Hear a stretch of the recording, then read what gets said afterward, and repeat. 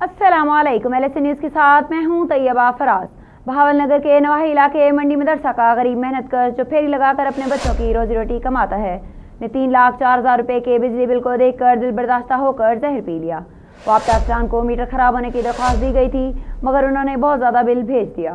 मुतासरा शख्स को रेस्क्यू 112 की टीम ने अस्पताल मुंतकिल कर दिया। इसके भाई ने इल्ज़ाम आयद किया कि वापटा अफसरान ने जानबूझकर बहुत ज़्यादा बिल भेजकर इसकी जान खतरे में डाली है और वफाकी हुकूमत से कार्रवाई की दरख्वास्त की है।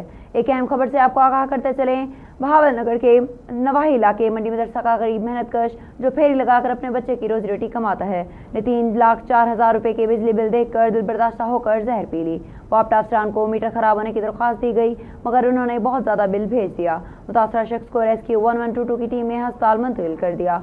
इसके भाई ने इल्ज़ाम आयद किया कि वापटा अफसरान ने जानबूझकर बहुत ज़्यादा बिल भेजकर इसकी जान खतरे में डाली और वफाकी हुकूमत से कार्रवाई